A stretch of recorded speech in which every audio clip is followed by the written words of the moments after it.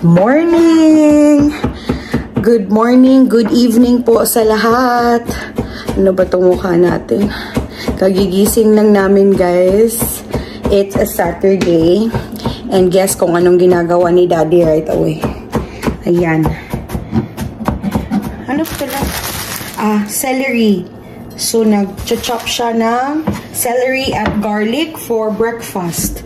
Yun ang breakfast namin. Joke! Hindi, mag-fried rice siya. Fried rice, tapos lalagyan niya ng celery tsaka garlic. So, garlic, celery, fried rice. I don't know. Ako naman, wait, ipapakita ko sa inyo. Ayan. Tadaan! Mino-microwave ko itong red hot dog galing sa Seafood City. Nabili namin nung last weekend, nung nagpunta kami nung Easter weekend sa Mississauga. So, parang malambot na siya, guys. So, okay na to. Okay na yan. So, yan yung pair ng aming fried rice. Love, meron pa akong may rice pa doon. I-add mo? I-add mo po. Teka. Meron pa akong rice dito, guys. Ito. Frozen rice. Kasi sometimes, hindi namin nauubos yung niluluto. Pinufroze ko na lang. Para naman hindi masayang. Tapos, kapag ganitong weekend, may time kaming mag-fried rice. Nagpa-fried rice kami. Kasi wala... Lagyan natin ng hotdog, mami. Ay, wala na. Ay, meron akong hotdog doon merong hotdog na hindi pula. So, yun yung ilalagay natin sa ating fried rice. Pero itong red, special to. So, ipa-fry ko lang to. So, itong Canadian hotdog yung ilalagay natin sa fried rice. Kasi mura lang yan, guys, yung Canadian hotdog. Itong pulang hotdog, Diyos ko. Pagkano nga yun, love? $11. Ito. $11 to siya, guys. Teka.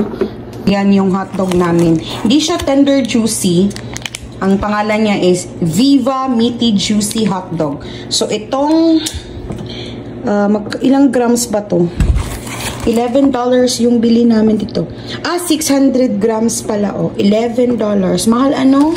Pero itong nagkikrave tayo ng red hot dog. Wala tayong choice. Wala tayong choice. Tsaka yung mga bata, gusto nila kasi iba daw yung taste. Kasi kapag nagpupunta kami doon, ito yung niluluto ng tita namin sa bahay nila. Yung red hot dog. Kaya, nung natikman ng mga bata, sabi nila, it tastes good daw. Iba din daw yung taste kesa nung mga binibili namin. Anong kulang? Yung rice na lang. Rice? Okay. Pero malapit na yun, di ba? Gigisa ko na lang. Sige, mag-gisa ka na. Gigisa na siya, guys. Pasensya na, hindi ko pa nakuskus to, oh. Kailangan pa ng thorough kuskus. Ang grabe nung sikat ng araw. Oh, tingnan nyo. It's so sunny today. And ngayong, oh, ayan, nasanihan yung tanim ko.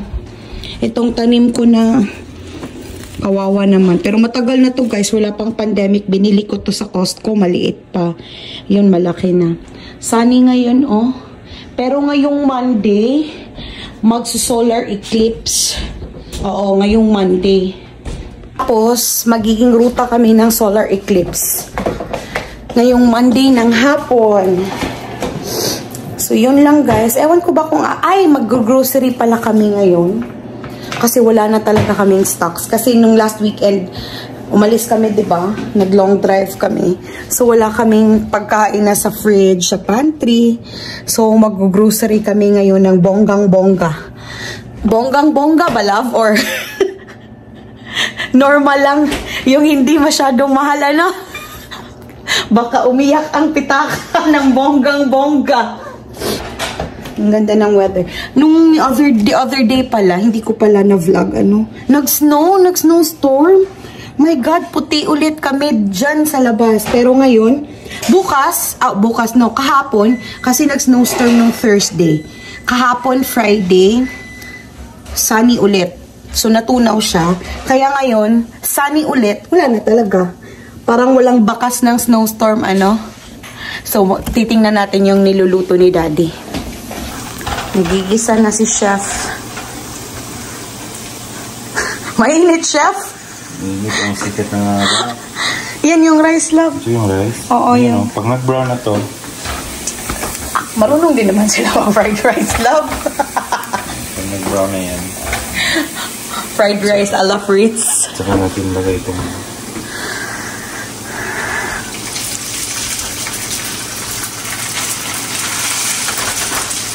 Yung spot talaga nang nagluluto yung tamang-tama sa sun. Naka-open pala itong bintana namin, Kasi nga, hindi malamig sa labas, guys. Spring weather today.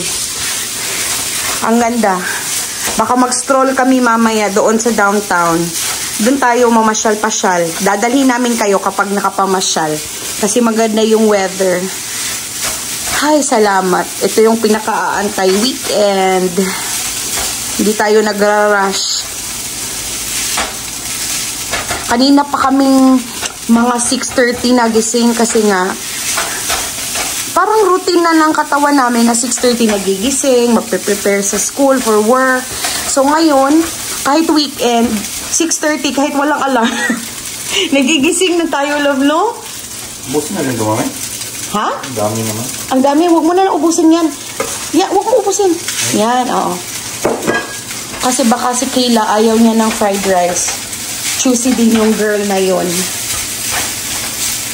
So, yun na, guys. Ano nga yung sabi ko? Yun na. Kahit weekend, kahit walang alarm clock, na nagigising kami talaga ng maaga. Pero ngayon, pinili namin 7, anong oras tayo bumangon? 7:45 na. 7:45 na kami bumangon, guys. Nagligad-ligad pa. Ano ba sa Tagalog yun? Naghihilata. Naghihilata? Ba? Unsa din sa Tagalog, babe? Sorry, basta tinake time namin yung pagbangon sa umaga. Kahit maaga kaming nagising, nasa bed pa din. Yung mga bata, ganun din, 6:30 gising na. Yan. Ang bango na niya, guys. Kung naaamoy mo lang, ayan, lagay ni Daddy yung Canadian hotdog na walang pula. Hindi pula. Tapos, random. Tapos, ano pang lalagay mo dito? Ay, last ba yung celery, love? Egg pala, oo. Meron pa ba tayong egg? Kunti. 5 piraso, no? So, yun nga, sabi ko, wala na kaming supply. Wow, ang sarap. Sarap sana to, no? Pag may tuyo. Magluto kayo ako ng tuyo, love. Sa labas? Sa labas. Okay. Yan na, guys. May pusit. Tapos, itong mga ganyan na tuyo. Excited. Sa labas ko yan nilutuin, guys, kasi arte-arte ito si Sir. Ayaw niya dito sa loob ng bahay. Kasi sabi niya, nangangamoy daw yung buong bahay na tuyo. Tapos ilang days daw matanggal kahit pa house scent kami. So, sa labas tayo magluluto niyan. Nagwi-wait lang ako kasi siya yung magsiset up ng lutuan ko. Yung pang-camping yung gagamitin ko, guys. Ito, cook na naman siya. So, ready na yarn. Masarap talaga ni Daddy mag-garlic rice. Fried rice. Tapos, ayan, pang-pair. Tapos, tuyo. Can't wait. Yan. Nag-open na si Sir ng kanyang attache case. Tadaan! So, dyan ako magluluto, guys, sa balcony. Kasi wala naman tayong malaking space. So, ito lang. Sa balcony na lang, o, diba? Dyan tayo magluluto. Uy, naka-twist. With the view. Cooking tuyo. Cooking buwad with the view. Diba? Social. Buti na lang hindi malamig, love, no? Naka-t-shirt lang si Fritz, oh. Hindi naman. Yan. Luto na ang fried rice. I-microwave na lang natin kapag lumamig. Inuna natin siya para... Wala lang. Inuna lang talaga siya. Nandiyan na ba yung celery, love? Wala pa. Okay na, i-toppings na. I-toppings mo na lang yung celery. Nakalimutan ni Chef, guys, yung celery. hotdog. Okay? So, ito lang din pan na to ang gagamitin ko sa aking buwad. Ito yung style ko. Iinitin ko muna dito yung mantika. So, used oil yung ginamit ko. Pinagprituhan ko ng chicken. Iinitin ko muna siya dito. Kasi itatapon lang naman natin yung mantika, diba? Iinitin ko siya dito. Tapos, kapag mainit na yung mantika, ita-transfer ko doon sa labas. Para doon ko na lutuin yung tuyo.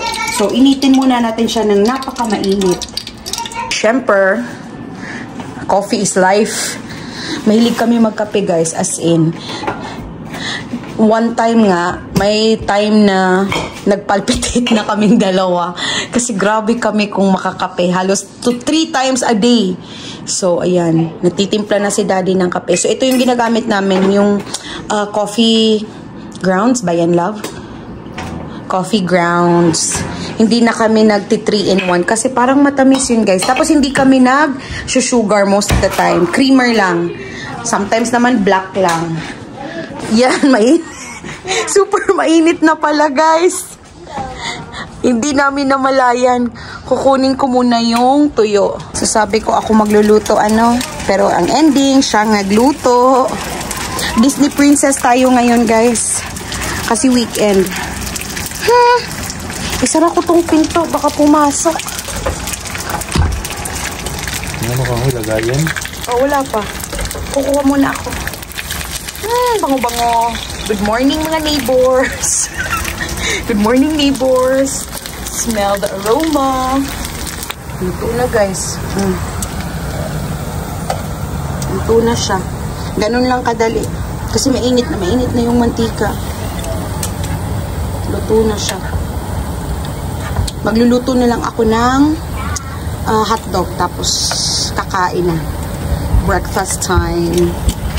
Second batch. Alright. Alright. Tapos may suka. Oh my God. Can't wait.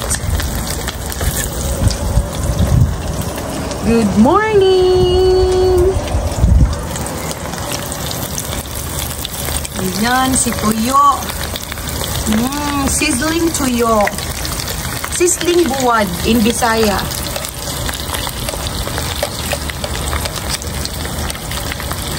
Ready na itong hotdog, guys. Ready na ang hotdog.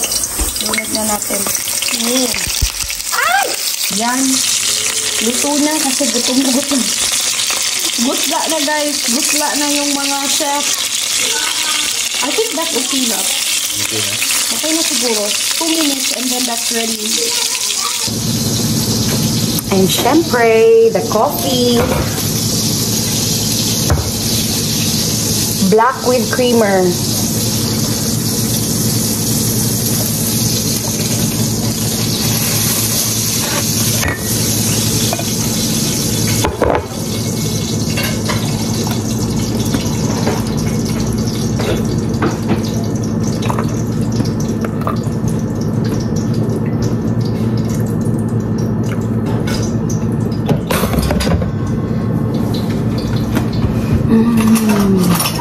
Bango-bango.